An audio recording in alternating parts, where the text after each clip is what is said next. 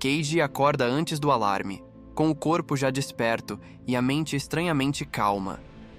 Não é alívio, é decisão assentada. Algo foi resolvido dentro dele no ciclo anterior, mesmo que não saiba exatamente o que. O teto metálico está no mesmo lugar. A luz ainda não entrou, mas o peso que o acompanhava desde o início da repetição mudou de forma. Agora não empurra para trás, puxa para frente. O alarme soa. Keiji se levanta. No corredor, as vozes repetem as mesmas frases. Os rostos são familiares demais.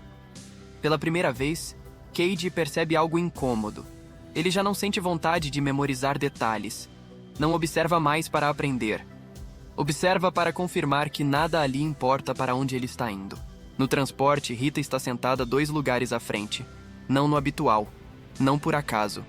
Keiji se posiciona ao lado dela, sem trocar palavras. A proximidade não é coordenação.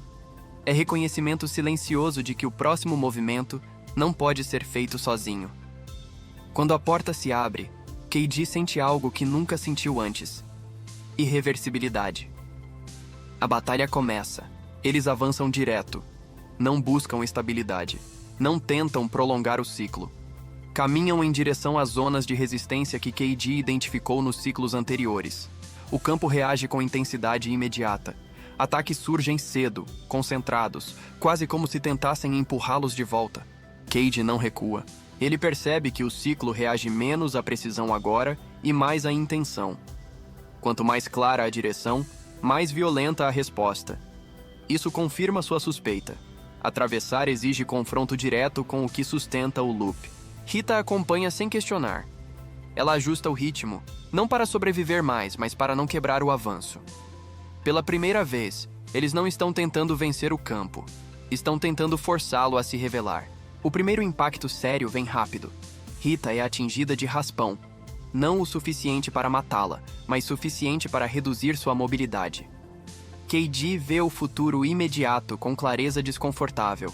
Avançar agora aumenta drasticamente o risco para ela. Ele avança mesmo assim. Não por frieza, por entendimento. O ciclo já deixou claro que proteger demais mantém tudo como está. O campo responde com violência coordenada. Ataques surgem em sequência. O ar parece mais denso. O som metálico se sobrepõe a tudo. Keiji sente o corpo chegar ao limite mais rápido do que em qualquer outro ciclo. A morte vem. O alarme soa. Keiji desperta com o coração acelerado, mas sem surpresa. Ele se senta imediatamente. Não precisa de tempo para se situar. Ele sabe exatamente o que precisa repetir e o que precisa mudar. No corredor, Rita cruza com ele e fala antes que ele diga qualquer coisa. Da próxima vez, não acelera quando eu cair. Keiji entende. Não é pedido de proteção, é ajuste de avanço.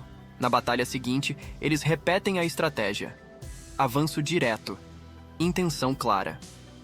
Desta vez, Keiji ajusta o ritmo ao primeiro impacto em Rita.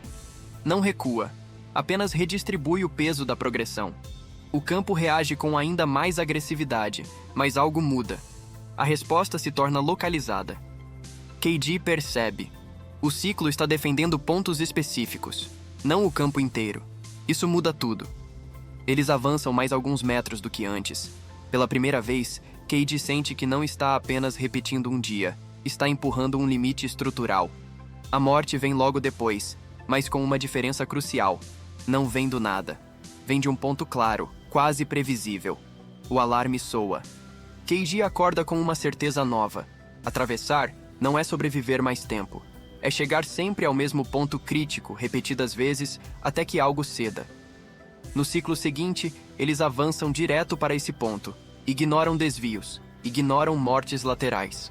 O campo reage com máxima intensidade desde o início. Rita é atingida de forma mais grave.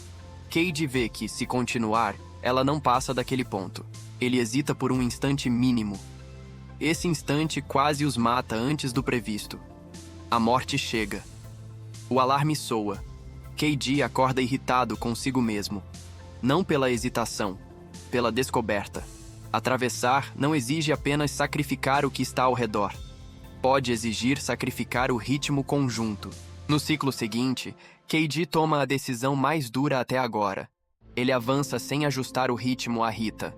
Não a abandona, não a protege, apenas mantém a direção. Rita entende tarde demais. Ela cai antes do ponto crítico. Keiji chega sozinho. Por um instante que dura menos de 1 segundo, o campo faz algo que nunca fez antes. Ele falha. Não reage. Não ataca.